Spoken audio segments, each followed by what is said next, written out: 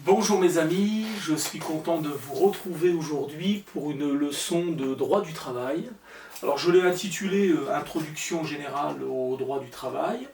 Il ne s'agit pas de développer de façon très précise tous les aspects qui concernent la matière, parce que c'est une matière complexe, et je crois que ce n'est pas l'objectif ici. C'est simplement parler un peu de droit du travail de façon assez libre, d'une certaine manière, avec un plan qui est en trois parties en fait. Une première partie sera consacrée à la conclusion du contrat de travail, une deuxième partie au contenu du contrat de travail, et puis une dernière partie à la rupture du contrat de travail. Voilà un peu comment je veux aborder les choses, mais de façon, je dirais, assez décontractée. Il faut qu'on s'imagine en train de discuter comme ça du droit du travail en général. Voilà.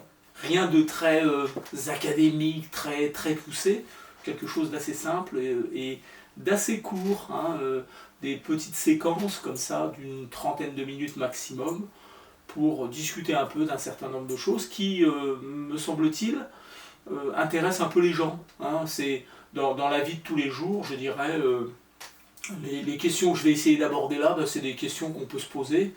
Là, je vous propose le point de vue du juriste, donc voilà. Mais ça ne veut pas dire que vous serez toujours d'accord avec ce que je raconte. Vous direz ah je savais pas que c'était comme ça me choque, ça me dérange, mais ça fait partie du débat.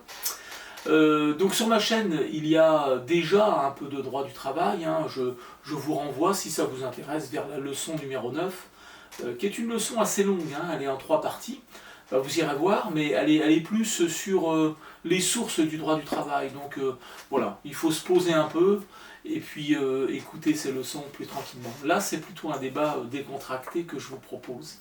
Alors, peut-être une première idée, toute simple.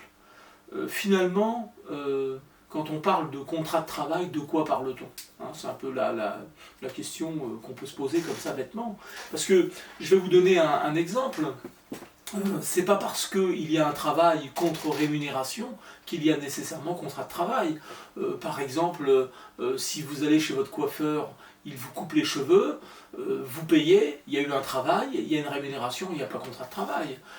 Si vous allez chez votre garagiste pour faire une vidange ou un contrôle technique, il fait son travail, vous payez la facture, il n'y a pas contrat de travail. Vous voyez, donc le fait qu'il y ait une prestation contre rémunération ne veut pas dire contrat de travail. Ce qui fait le contrat de travail, c'est un élément très particulier qui s'appelle le lien de subordination. Voilà. C'est-à-dire que le salarié accepte de se placer sous la subordination juridique de l'employeur. Et c'est ça qui caractérise le contrat de travail. Donc le contrat de travail, si vous voulez, c'est une convention par laquelle le salarié offre ses services, donc une prestation de service, contre rémunération, hein, et la personne qui va le rémunérer, c'est bien son employeur, mais il accepte de se placer sous la subordination juridique de cet employeur. Alors pourriez-vous dire, oui mais alors c'est quoi la subordination juridique? Comment ça se caractérise? C'est très très simple. Il faut retenir que c'est le fait que l'employeur a le droit de vous donner des ordres, de contrôler votre travail et éventuellement, si c'est nécessaire, de vous sanctionner. C'est ça la subordination juridique. Alors, moi j'insiste sur le fait quand même que subordination juridique, ça ne veut pas dire soumission à l'employeur, c'est pas ça que ça veut dire. Ça ne veut pas dire que l'employeur a tous les droits sur les salariés, pas du tout. Ça veut simplement dire qu'il a effectivement la possibilité d'organiser le travail d'une certaine manière, d'exiger un certain nombre de choses, mais dans une certaine limite aussi, hein, et de vous sanctionner par le biais du pouvoir disciplinaire qui appartient effectivement à l'employeur. Ça, c'est très important. Et je dirais aussi que la subordination juridique ne se réduit pas à la subordination économique. C'est-à-dire que effectivement, quand on est dans le travail, on est dépendant économiquement de ce travail. Pour faire bouillir la marmite, il faut bien rentrer des sous. Donc voilà, on a une dépendance économique, c'est pas faux.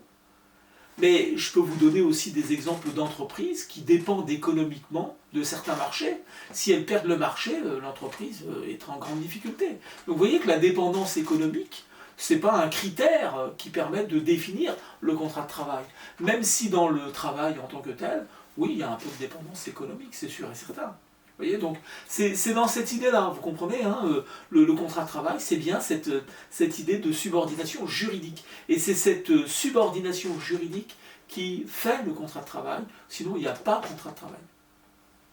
Ce qui est intéressant aussi, c'est que les parties au contrat, elles peuvent appeler leur contrat comme elles veulent. Par exemple, elles essayent des fois de déguiser le contrat de travail en l'appelant autrement, hein, en disant non, c'est un contrat de louage de service, c'est un contrat d'entreprise, bon, en essayant de l'appeler d'une autre manière pour essayer de cacher le contrat de travail, mais en fait, le juge n'est pas dupe hein, d'une certaine manière de cela, et il a le pouvoir de requalifier le contrat en contrat de travail. Je peux vous donner un petit exemple, parce que là vous êtes en train de vous dire, d'accord, ok, mais je vois pas trop ce que vous voulez dire. Pensez par exemple à Uber. Vous connaissez Uber, ces fameuses plateformes, hein, vous avez une personne qui commande une pizza auprès de quelqu'un, et en fait, le livreur, ça va être un travailleur qui travaille pour une plateforme, qui va le mettre en lien en fait avec les clients. Bon, voilà. Alors, on dit souvent à ces travailleurs-là, vous allez vous installer en tant qu'auto-entrepreneur, c'est ce qu'ils font d'ailleurs dans la majorité des cas. Nous, on va faire l'intermédiaire entre la boîte qui vend des pizzas et les clients, et puis vous irez livrer les pizzas, par exemple. Vous voyez, mais vous êtes à votre compte, hein, vous travaillez pour votre compte. Là, il n'y a pas très longtemps, c'est-à-dire en mars, je crois, 2020, et c'était déjà vrai un peu avant, c'est pas la première jurisprudence en la matière, la Cour de cassation vient de nous dire, non, on est désolé, mais le type qui sur son vélo vient vous livrer les pizzas, il est dans une subordination juridique en fait, hein. Il doit respecter certains horaires, il est géolocalisé ou je sais pas trop quoi, enfin, il y a tout un truc qui fait qu'au fond il n'est pas du tout indépendant.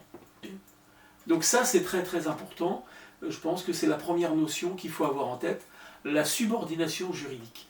Et c'est ça qui fait le contrat de travail, ça n'est pas, je le répète, le fait qu'il y ait un travail contre rémunération, parce que des hypothèses où il y a travail contre rémunération, il y en a plein. Donc voilà, ça c'était mon premier point, c'était pour que vous ayez en tête simplement cette notion de contrat de travail. Qu'est-ce que c'est qu'un contrat de travail? Alors avant de signer le contrat de travail, généralement on répond à une offre, ou voilà, on postule, etc. Il y a du droit, hein, même au niveau d'une offre de travail, il y a du droit qui s'applique. Par exemple, vous ne pouvez pas mettre des critères discriminants dans une offre d'emploi, c'est interdit. Hein, vous n'allez pas indiquer recherche personne de telle nationalité, etc., etc. C'est interdit. Maintenant, il y a des cas où effectivement on peut mettre des critères discriminants dans l'offre de travail. Je vous donne un exemple simple. Vous êtes réalisateur de films et vous recherchez une personne pour camper le rôle de Jeanne d'Arc. Je suis navré de vous dire que vous n'allez pas embaucher un mec, vous allez embaucher une femme. Donc voilà, donc là dans ce cas-là, effectivement, oui, vous avez le droit voilà. Ou alors vous êtes styliste, ou je sais pas, vous organisez des défilés de mode, et c'est la mode masculine. Voilà, c'est des hommes qui vont défiler. Vous voyez? Donc là, c'est des cas prévus. Il y a un petit décret qui nous dit exactement les secteurs dans lesquels on peut discriminer, si vous voulez, d'une certaine manière, de façon légale. Voilà. Mais sinon, en dehors de cela, on ne peut pas mettre de critères discriminants. Alors vous êtes en train de vous dire, oui, mais bon, c'est pas parce qu'on ne l'écrit pas noir sur blanc que finalement on ne discrimine pas au bout du compte. J'ai envie de vous dire, oui, vous avez raison. Et là-dessus, on pourrait débattre des heures. Mais bon, voilà. Sachez que c'est interdit, et c'est important que la loi l'interdise. Après, qu'il y ait des gens qui ne respectent pas la loi, c'est une autre histoire. C'est un peu comme si je vous disais, oui, il y a des gens qui vont à plus de 130 km/h sur les autoroutes, hein, ou à plus de 80 km/h sur les routes nationales. Voilà, c'est pareil. C'est pas parce qu'il y a des gens qui vont à plus de 80 km/h sur les routes nationales ou à plus de 130 km/h sur les autoroutes que la loi ne sert à rien. Il faut que la loi nous dise c'est interdit. Et donc si je me fais attraper, je vais avoir des problèmes avec la loi. C'est pareil pour le travail. C'est strictement interdit de discriminer. en raison du sexe, des orientations sexuelles, de la situation familiale, de l'adresse où vous habitez. Hein, voilà, il y a des gens, des fois, ils envoient un CV, et quand on apprend qu'ils sont de tel quartier, etc., ben on ne les prend pas. Parce que l'image du quartier est pas bonne, et donc ils vont payer le prix d'un truc qui ne dépend pas d'eux. Vous voyez. Donc tout ça, c'est possible, mais c'est interdit. Et à chaque fois qu'on va devant les tribunaux avec des arguments de discrimination, ceux qui ont discriminé se font condamner, systématiquement. C'est interdit. Donc il faut le savoir, le Code du travail prévoit des possibilités de discriminer, mais c'est, attention, très restreint, c'est dans les domaines que j'ai cités précédemment. Donc voilà un peu déjà cette première idée, une offre d'emploi, on ne peut pas écrire ce qu'on veut dans une offre d'emploi, on est obligé de faire attention, sinon on peut avoir des problèmes. Et puis après il y a tout ce qui peut concerner l'entretien d'embauche. Est-ce que l'entretien d'embauche, par exemple, est régi par la loi? La réponse est oui. Il y a des articles dans le Code du travail qui prévoient un certain nombre de choses. Alors, je ne vais pas entrer dans le détail, mais on va aller tout de suite vers des exemples un peu plus pratiques. Est-ce que j'ai le droit de demander à quelqu'un s'il a l'intention d'avoir des enfants, par exemple?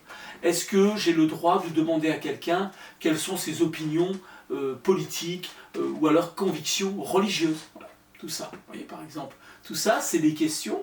Des fois, on se dit, est-ce qu'un employeur peut me poser des questions comme ça? La loi est très claire. Elle nous dit toutes les questions qui sont posées au moment, par exemple, des procédures de recrutement doivent avoir un lien direct et nécessaire avec l'emploi. Il faut qu'il y ait un lien direct et nécessaire avec l'emploi. Donc quand c'est des questions qui n'ont strictement rien à voir avec l'emploi, moi je vous dirais, écoutez, c'est pas très compliqué. Vous avez une technique qui permet d'inverser un peu la vapeur. Posez la question vous-même. C'est pas que je ne veux pas répondre à votre question, mais est-ce que vous pourriez m'expliquer le lien qu'il y a entre cette question et l'emploi auquel je postule? Voilà. Et je vais vous dire un truc, c'est pas très difficile, de deux choses l'une. Soit l'employeur, il est capable de vous expliquer le lien direct et nécessaire avec l'emploi, et auquel cas, voilà, vous direz, tiens, oui, tiens, je n'avais pas vu ça comme ça, je vais répondre à cette question. Soit il n'est pas capable, et c'est à vous alors de vous demander si finalement ça vaut le coup d'insister pour avoir cet emploi-là. Oui, ça c'est une vraie position. Il faut prendre le droit de l'autre côté. Il n'a pas le droit de poser des questions, certaines questions, il me les pose. Qu'est-ce que ça veut dire? Qu'est-ce qui va advenir de notre relation de travail si dès le départ ça commence comme ça? Si la personne elle commence à vous poser des questions hyper indiscrètes qui sont interdites par la loi, mais il vous les pose quand même. Voilà, posez-vous cette question. Trouver du travail c'est bien, chercher du travail c'est bien, mais il y a un prix à tout ça, faites attention de ne pas vendre votre âme. C'est ça que j'ai envie de dire d'une certaine manière. Il y a la loi, c'est vrai, mais sachez aussi renverser la vapeur quand vous voyez que les choses ne vous semblent pas logiques, que vous ne comprenez pas pourquoi on vous pose tel type de question. Demandez à celui qui vous la pose pourquoi il vous la pose et vous verrez bien. Vous verrez bien. Soit il répond pas. Et si la réponse qu'il vous donne ou la non-réponse font que vous doutez du bien fondé de cette question, cherchez ailleurs. Voilà. Moi, c'est ça que j'ai envie de vous dire. Le droit du travail, c'est aussi ça. Ne pas se mettre dans la gueule du loup, voilà. Alors que vous savez que c'est le loup et qu'il a ouvert très grand sa gueule. Ne rentrez pas dans la gueule du loup. Évitez ce genre de choses. Vous serez plus tranquille. C'est ce que je pense. C'est ce que je pense. Mais je vous disais, c'est un cours général de droit du travail. On en discute avec, certes, la loi. J'ai mon code du travail ici, par exemple. Mais bon, voilà. On peut aussi parler du droit du travail de façon décontractée, c'est pas interdit. Alors, ensuite, je regarde un peu mes notes parce que j'ai pris quelques notes comme ça pour servir un peu de guide, pour essayer d'être un peu organisé. C'est un peu compliqué des fois pour moi, mais on va essayer quand même de faire cela ensemble. Et donc, voilà. Donc, il y a effectivement des questions interdites, c'est vrai, sur la religion, sur l'appartenance syndicale, politique, etc. C'est interdit. On n'a pas le droit de poser des questions comme ça à des salariés, surtout que oui, en effet, vous êtes en difficulté. Au moment où vous êtes en recherche d'emploi, on est un peu en situation de faiblesse. Par exemple, on ne peut pas vous demander si vous êtes enceinte, si vous avez l'intention d'avoir des enfants, etc., etc. Si on vous pose la question, par exemple, de la grossesse, est-ce que vous êtes enceinte? Vous êtes enceinte. Mais vous n'êtes pas obligé de répondre à cette question. Vous pouvez même mentir à l'employeur qui vous pose ce type de questions. C'est un des rares cas, en fait, dans le droit, où le mensonge n'est pas punissable, puisqu'on n'a pas le droit de vous poser la question. Donc, moi, je vous le dis très clairement, là, on peut même mentir, complètement mentir, et dire non, je ne suis pas enceinte, et puis déclarer sa grossesse après à l'employeur. Mais d'un autre côté, encore une fois, posez-vous la question.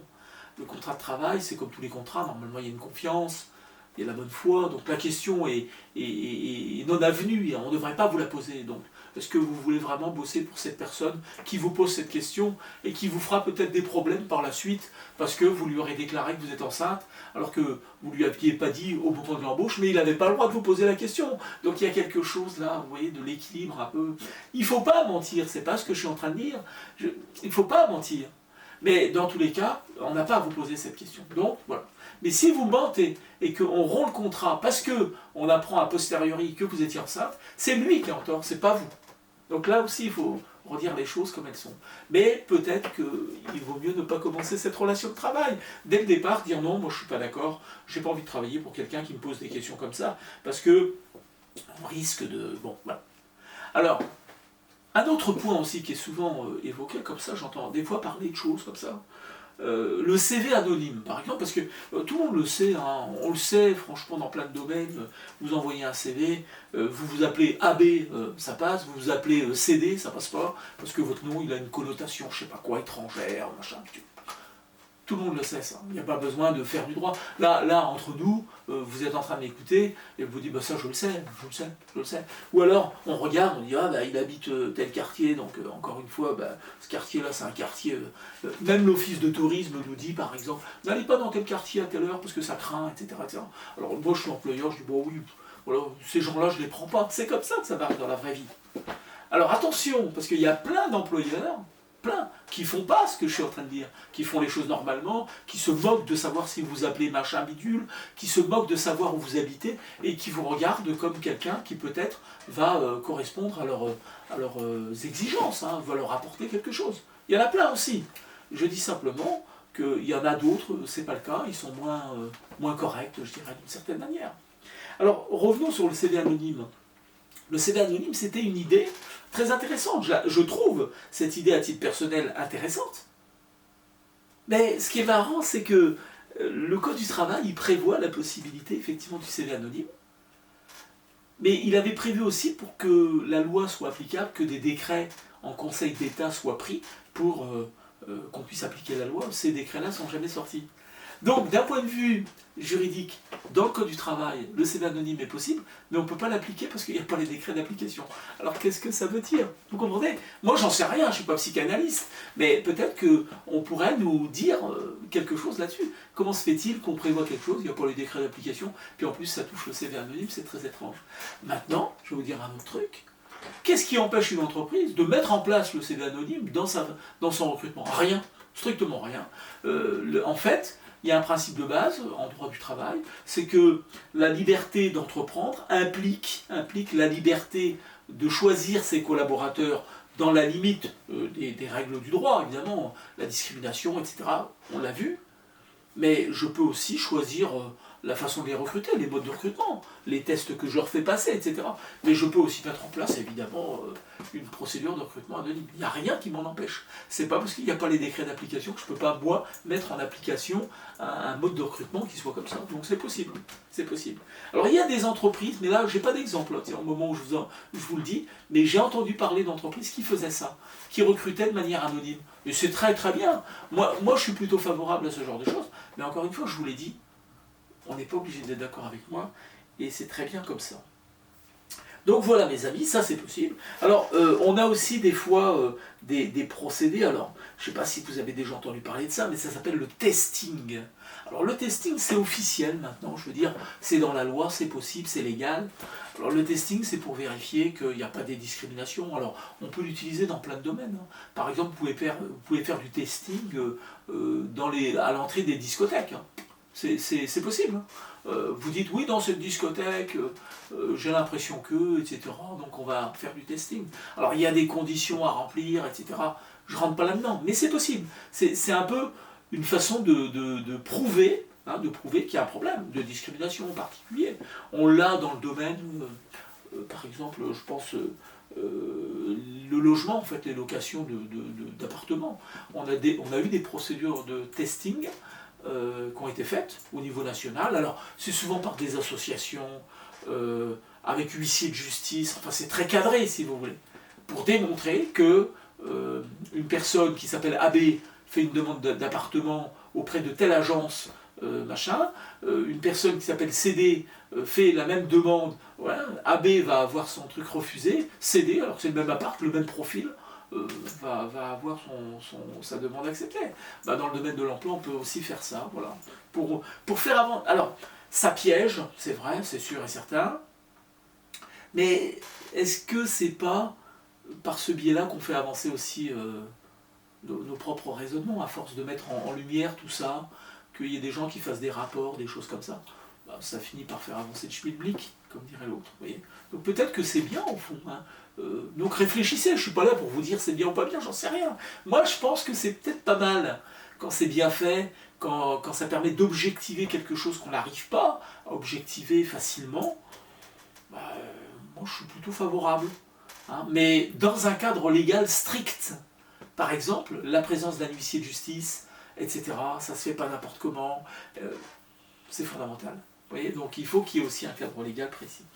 Vous réfléchirez, chacun peut avoir ses idées.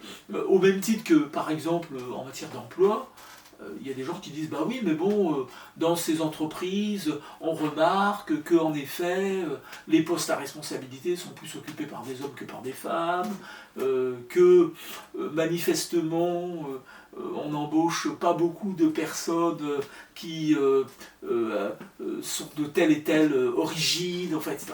Mais on parle de ça des fois, c'est bizarre quand même. Pourquoi les présentateurs du 20h sont comme ça? Vous voyez, toutes ces questions, vous voyez.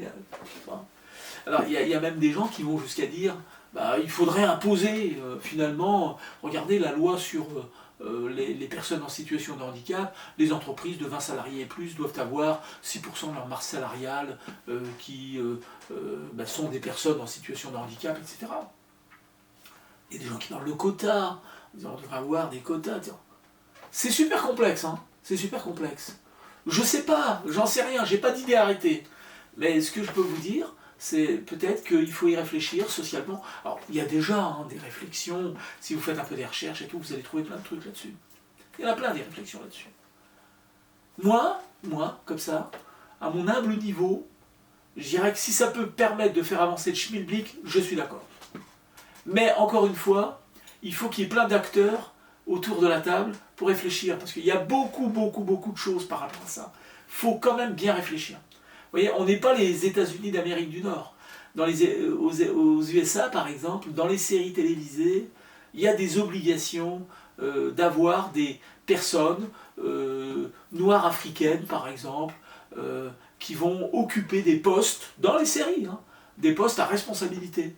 Vous voyez, par exemple, ce sera l'inspecteur machin, le détective bidule, enfin j'en sais rien, ouais, des trucs comme ça. Donc il y a des histoires de quotas, de discrimination qu'on appelle nous, dans notre jargon, positive. Discrimination positive. Pas des discriminations qui visent à exclure, au contraire, c'est plutôt l'inverse.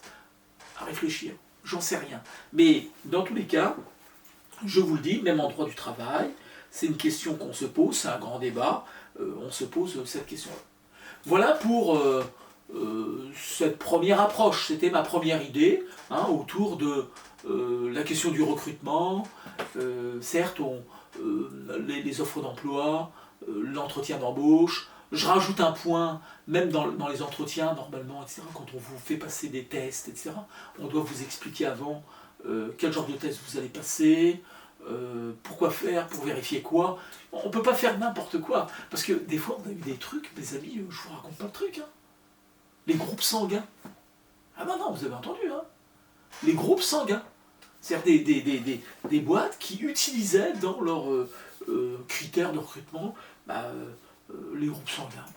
Ah, vous êtes AB, vous? Ah, ça va pas le faire, hein. Ça va pas le faire, nous on cherche un O+. Non mais oui, vous imaginez le travail, c'est un peu n'importe quoi, on peut se dire, hein. La tarologie. Vous voyez, un type il arrive, donnez-moi 2 cartes. Oh putain, Ou alors, j'ai entendu aussi des trucs sur bah, tout ce qui est voyance, machin. Faut être un peu sérieux peut-être. Vous voyez? Bon voilà. Donc j'arrête là, ok? Ça c'était simplement pour vous dire, voilà, vous voyez, le droit du travail, c'est aussi ça, ce que je suis en train de dire là. Ça fait partie du droit du travail.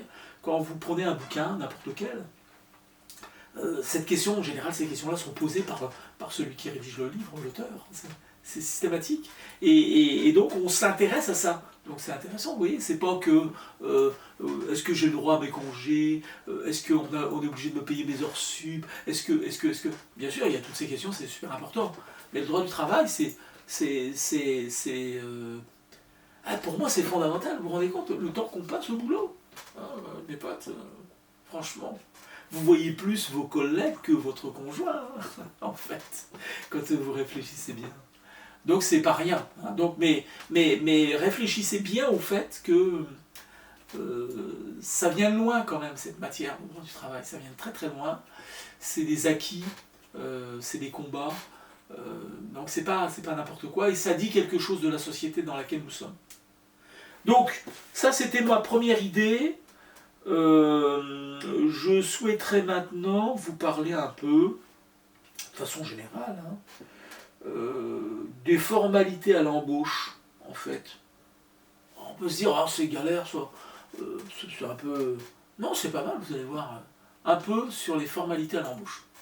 Alors ces histoires de formalités à l'embauche et à l'emploi, ben, si je vous en parle, parce que c'est quand même important... Une fois, j'avais entendu, ici à Reims, hein, où je suis actuellement, j'avais entendu qu'une entreprise, que je ne vais pas nommer, hein, voilà, dans le domaine de la formation, avait embauché pendant des années des gens qui n'avaient pas été déclarés en fait. Alors, c'était assez étonnant, hein, parce que a priori, ils étaient quand même plusieurs. C'était des gens qui avaient une certaine connaissance des choses. C'était surprenant. Vous voyez, vous vous rendez compte? Donc voilà, travailler au noir, enfin, incroyable quand même. Donc je vous en parle, je vous dis un peu, grosso modo. Il n'y a pas grand-chose à savoir, mais quand même. Alors donc là, vous avez vu vous avez répondu à une offre d'emploi, vous avez passé les entretiens, admettons que vous soyez embauché, donc on en est là. Hein, on va essayer de suivre un peu le déroulement normal des choses, si vous voulez. Donc vous êtes embauché. L'entreprise a l'obligation juridique de faire une déclaration unique d'embauche. Ça va vous permettre d'avoir une sécurité sociale, d'être inscrit pour le chômage éventuellement. Et puis aussi ça déclenche la médecine du travail, voilà. Et donc la visite médicale d'embauche qui est obligatoire et qui va permettre que vous puissiez exercer votre métier. Ensuite, il y a une obligation sur un registre qu'on appelle le registre unique du personnel qui doit être rempli, qui indique évidemment que vous avez été embauché, que vous êtes rentré dans l'entreprise à tel moment, etc. Et puis la dernière formalité obligatoire, c'est une formalité auprès de Pôle emploi, puisqu'il faut informer Pôle emploi que vous avez été embauché. Pour ça, je pense que c'est aussi une finalité statistique, hein, ça permet effectivement de vous faire sortir éventuellement des statistiques du chômage, ça va de soi. Donc ça c'est obligatoire. Vous pouvez en tant que salarié demander à ce qu'on vous donne la confirmation que vous avez bien été déclaré. Donc ça c'est très important, parce qu'après, évidemment, il ne faut pas avoir de doute là-dessus. Hein. Quand on est embauché, il ne faut pas avoir de doute. Je vais vous dire, je pense que dans la majorité des cas, ça se passe très bien. Dans la majorité des cas, il n'y a aucun souci. Mais bon, voilà, il faut savoir ça. Il y a des gens, des fois, qui viennent vous voir, et puis vous vous dites, c'est bizarre ça, on a l'impression qu'il n'y a pas eu les formalités qui ont été faites, et effectivement, elles n'ont pas été faites dans certains cas. Donc c'était ça ma partie un peu administrative, je m'arrête là-dessus. La déclaration unique d'embauche, le registre du personnel, registre unique, la visite médicale d'embauche, et puis l'information de Pôle emploi. Voilà les 4 formalités obligatoires au moment de l'embauche. Ensuite, je vais vous parler d'un sujet que j'aime bien aussi, hein, c'est une réflexion sur le contrat de travail, entre la notion de consensualisme et de formalisme. C'est deux choses différentes, mais c'est intéressant quand même de se le dire quand même. Tiens. Contrat de travail, consensualisme, c'est-à-dire que c'est un contrat qui est basé sur un échange de consentement, en fait. Et l'échange de consentement suffit à établir le contrat de travail, à le rendre valable. C'est ça l'idée générale, c'est un contrat qui est consensuel. Il faut que les gens soient d'accord. Évidemment, quand les gens ne sont pas d'accord, ça ne peut pas être du travail. Il y a un contrat de travail. Quand on impose un travail à quelqu'un, c'est pas vraiment un contrat de travail, ça va de soi. Hein, on est bien d'accord. Dans le contrat de travail, il y a l'élément de la volonté. Hein, par exemple, si vous imposez à des gens de travailler, peut-être que ça vous renvoie à des choses bien plus profondes. Ça s'appelle l'esclavage, par exemple, qui a été aboli en France en 1848. Est-ce que l'esclavage moderne existe toujours? La réponse est oui, oui, absolument, absolument. Renseignez-vous, hein, vous tapez esclavage moderne sur un moteur de recherche, et vous allez voir qu'il y a des affaires qui défrayent la chronique des fois, hein, qui concernent l'esclavage moderne. À mon avis, vous allez trouver des affaires en 2020, en 2019, en 2018. Il y en a toujours, tous les ans, il y a toujours un truc dans tel secteur, dans tel machin, hop, voilà. Donc, ça existe. Donc, le contrat de travail est un contrat qui est basé sur l'échange de consentement. Ça veut dire qu'il faut être d'accord. D'accord? Ça veut dire qu'il faut être d'accord. Je vais vous donner un petit truc là, mais vous ferez votre recherche vous-même. Allez voir un peu ce qui se passe en milieu carcéral et posez-vous la question de savoir si les personnes qui sont en milieu carcéral et qui travaillent dans certains ateliers, notamment, renseignez-vous, hein, est-ce qu'elles ont conclu un contrat de travail finalement? Est-ce qu'elles sont traitées avec le code du travail? Puisque quand il y a contrat de travail, il y a code du travail. Posez-vous la question, faites votre recherche par vous-même, vous allez trouver la réponse. Hein, c'est pas un problème. Mais c'est pour vous montrer le lien qu'il y a entre contrat de travail et volonté de travailler pour quelqu'un. C'est très très important. C'est pas un détail ce que je suis en train de vous dire. C'est fondamental. Hein, d'accord? Alors, il y a aussi un truc qui peut nous intéresser, c'est pas mal aussi, hein, c'est des fois la question du formalisme du contrat de travail. C'est-à-dire, tout le monde se pose ces questions-là. Moi, je vois que des gens qui se posent ces questions-là, qui me disent, est-ce que le contrat de travail, il faut qu'il soit écrit? Est-ce qu'on doit me le remettre? Dans quel délai? Des choses comme ça, quoi.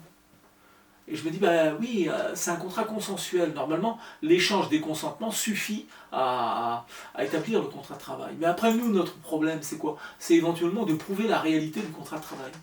Bon. Alors, je vais vous dire un truc qui est très simple. Vous retenez ça, je pense que c'est l'idée essentielle. Dans le Code du travail, il n'y a pas marqué, à aucun moment, enfin, il n'y a pas d'article qui dit le contrat de travail est un contrat écrit, obligatoirement écrit, etc. etc. C'est pas vrai. C'est pas vrai, sauf pour certains types de contrats. Par exemple, le contrat à durée déterminée, il est obligatoirement écrit. Tous les contrats de la politique de l'emploi sont des contrats écrits. Le contrat de travail à temps partiel est un contrat écrit. Voilà. Ok. Donc pour ces contrats-là, on est d'accord. Mais pour un contrat à durée indéterminée, je suis navré, il n'y a rien du tout dans le Code du travail. La plupart du temps, les contrats sont écrits. La plupart du temps, parce qu'il y a des conventions collectives qui prévoient que, etc. Mais d'un point de vue strictement légal, vous pouvez dire non, le CDI, contrat à durée indéterminée, n'est pas forcément écrit. En revanche, il y a, bon, je le signale, une directive européenne du 14 octobre 1991 qui dit la chose suivante, qui dit qu'en fait, on doit informer le salarié par écrit sur les éléments essentiels, on va dire, qui vont constituer le contrat de travail, à savoir, on va vous dire par exemple quel est le poste que vous allez occuper, à partir de quand, et quelle va être votre rémunération, par exemple ça. Voilà. Donc même si on vous envoie un courrier qui vous précise ça, ça suffit. Et puis après, le contrat de travail, vous pouvez le prouver par plein de manières, même s'il n'y avait pas ce courrier, le fait que vous soyez payé et que vous ayez une fiche de paye, ça prouve le contrat de travail. Alors donc sachez simplement que voilà, il n'y a pas d'obligation juridique d'avoir pour le CDI un écrit qui constitue le contrat de travail. Il y a plein de gens, j'en suis sûr, qui travaillent depuis des années pour telle entreprise, machin, et puis vous leur dites montre-moi ton contrat de travail, ils ne savent plus où ils l'ont mis parce qu'ils l'ont perdu dans les différents déménagements qu'ils ont pu faire. C'est pas parce qu'ils n'ont pas le papier, hein, qu'ils n'ont pas un contrat de travail. Nous, on va se contenter des fiches de paye, d'un certain nombre de choses comme ça. Ça prouvera suffisamment le contrat de travail. Alors sachez simplement qu'il y a un accord national interprofessionnel du 11 janvier 2008, dans son article 11, qui dit la chose suivante, je lis, hein, parce que ça je ne connais pas par cœur. Le contrat de travail doit déterminer ceux des éléments qui ne pourront pas être modifiés sans l'accord du salarié. C'est un peu bizarre hein, comme formule. Mais en fait, bon, bah voilà, ça reprend un peu la philosophie de la directive européenne du 14 octobre 91 dont je parlais tout à l'heure. Oui, il nous faut quelque chose qui permette de prouver la relation de travail et le contrat de travail. Bien, un courrier, souvent c'est le cas, mais on peut se contenter d'autres éléments. Donc voilà. Donc qu'est-ce qu'on retient? On retient exclusivement dans la loi, stricto sensu, il n'y a pas d'article qui exige que le contrat de travail à durée indéterminée soit écrit, il n'y a rien dans la loi. En revanche, dans les conventions collectives, la plupart des conventions collectives, on prévoit qu'il y ait une lettre d'embauche, par exemple, qui soit envoyée aux salariés. Cette lettre va préciser les éléments que je viens de signaler, c'est-à-dire les éléments essentiels du contrat de travail, et ça suffit. Mais j'ai envie de dire aussi que dans beaucoup de situations, on a un écrit en bonne et due forme qui constitue le contrat de travail. En revanche, je le redis encore une fois pour que ce soit bien clair, il y a beaucoup de dérogations quand même. Tous les CDD doivent être écrits, les CTT, le contrat de travail temporaire, doit être écrit, le contrat de travail à temps partiel doit être écrit, les contrats de la politique de l'emploi, contrat unique d'insertion, doivent être écrits. Donc là, voilà, on a plein d'exceptions dans ce domaine-là. Ce que je viens de dire, ça concerne exclusivement le CDI. Voilà, mes amis, ce qu'on peut dire déjà sur consensualisme et formalisme du contrat de travail. Donc vous voyez, donc, dans mon petit schéma, qu'est-ce qui s'est passé? J'ai répondu à une offre, j'ai passé les étapes de l'entretien, de la procédure d'embauche. Voilà, on m'a déclaré, hein, ok, d'accord. Je suis dans l'entreprise, je me pose la question du contrat de travail, ça y est, on a répondu à la question. Mais en règle générale, c'est rare quand même, ça peut arriver, hein, parce que tout est négociable dans le contrat de travail, finalement. En général, on vous soumet une période d'essai, on va dire quelques mots sur la période d'essai, hein, pour que vous ayez un peu en tête ce que ça signifie concrètement d'un point de vue juridique, on va dire ça comme ça. Donc allons-y hein, voilà, pour la question de l'essai, parce que c'est vrai qu'en règle générale, on le sait bien, hein, il y a souvent une période d'essai. Alors déjà, vous pouvez vous dire une chose, comme le contrat de travail est un contrat consensuel, basé sur le consentement, sur l'échange des consentements, on peut convenir avec un employeur qu'il n'y aura pas d'essai. C'est possible, hein, c'est pas interdit. Bon, mais dans la majorité des cas, il y a un essai. Très généralement, l'essai il est prévu par le contrat de travail lui-même. C'est écrit à l'intérieur du contrat. Il est prévu aussi souvent par les conventions collectives. Donc il faut regarder un peu tout ça pour savoir hein, où on en est par rapport à l'essai. Ce qui est certain, c'est que dans la loi, l'essai, la période d'essai, non seulement est définie, et je vais vous donner une petite définition de la période d'essai, et puis d'autre part, sa durée est fixée par la loi. Donc ça c'est important aussi. On ne peut pas prévoir des périodes d'essai qui soient moins favorables, c'est-à-dire plus longues, etc. Donc il faut rester dans le cadre légal. Alors la définition de la période d'essai, c'est très simple. Si on regarde les choses du côté de l'employeur, ça permet de vérifier que le salarié a bien les compétences qu'il dit avoir. Ça permet aussi de vérifier parfois qu'il a bien l'expérience qu'il dit avoir. Vous voyez, bon, ça c'est du côté de l'employeur. Du côté du salarié, ça lui permet de vérifier que les conditions de travail dans lesquelles il va travailler sont intéressantes, qu'elles correspondent à ce qu'il veut, ce qu'il souhaite. Il y a des gens qui se disent bah non, ça ne me plaît pas, finalement le boulot ne me plaît pas, c'est pas ce que j'avais imaginé. Ça fait partie, c'est ça l'essai. L'essai en tant que tel, si vous voulez, dans l'idée qu'on peut en avoir, c'est quand on n'est pas satisfait, on s'en va, et puis c'est tout. On se serre la main si vous voulez, et puis on s'en va. Voilà, c'est barre. c'est pas un licenciement, c'est pas une démission, c'est une fin de période d'essai. C'est ça la philosophie de l'essai. C'est pour essayer. Voilà, c'est pour essayer. C'est le principe de base. Alors les durées de l'essai, ça dépend de votre poste. Voilà. Si vous êtes ouvrier ou employé, la période d'essai c'est 2 mois. Elle peut être renouvelée dans la limite de 4 mois. Si vous êtes agent de maîtrise ou technicien, la période d'essai c'est 3 mois, elle peut être renouvelée dans la limite de 6 mois. Et si vous êtes cadre, la période d'essai c'est 4 mois, elle peut être renouvelée dans la limite de 8 mois. Voilà les périodes qui sont fixées par le législateur. Alors, j'ai envie de vous dire aussi de façon générale, que la loi prévoit un délai de prévenance si vous avez l'intention de ne pas aller jusqu'au bout de votre contrat, que vous avez l'intention de rompre finalement l'essai, vous devez prévenir un peu à l'avance votre employeur, ou votre employeur vous prévenir un peu à l'avance. Donc il y a des délais qui sont fixés. Alors, moi je dis souvent que c'est une forme de courtoisie, parce que c'est vrai quoi quand même. J'arrive pas le matin en me disant écoutez, voilà, je m'en vais, je vous plante là, comme ça, c'est pas. Je pense que c'est pas très sympa. Donc cette loi, elle existe. Alors ce délai de prévenance, il va dépendre de votre temps de présence dans l'entreprise. Par exemple, quand il est à l'initiative de l'employeur, si c'est l'employeur qui arrête l'essai, et que vous êtes là depuis moins de 8 jours dans l'entreprise, il a un délai de prévenance de 24 heures. Si vous êtes là depuis moins d'1 mois, mais plus de 8 jours, c'est 48 heures. Et si vous êtes là, présent depuis plus d'1 mois, c'est 2 semaines. Oui, bon, voilà, c'est prévu comme ça. Du côté du salarié, ça dépend aussi. Si vous êtes là depuis moins de 8 jours, vous avez 48 heures de délai de préavis avant de... voilà, et puis si vous êtes là depuis moins de 8 jours, si vous êtes là depuis au moins 8 jours, vous avez 48 heures de délai de prévenance, et si vous êtes là, depuis moins de 8 jours, vous avez 24 heures, voilà, etc., etc. On ne va pas rentrer dans le détail, mais c'est ça l'idée générale. Donc on retient quoi ici, si je résume, sur cette première partie, je vous disais qu'il y a trois petites parties. La première partie qui concerne, donc je le rappelle, la conclusion du contrat de travail. Bon, vous avez là les éléments essentiels.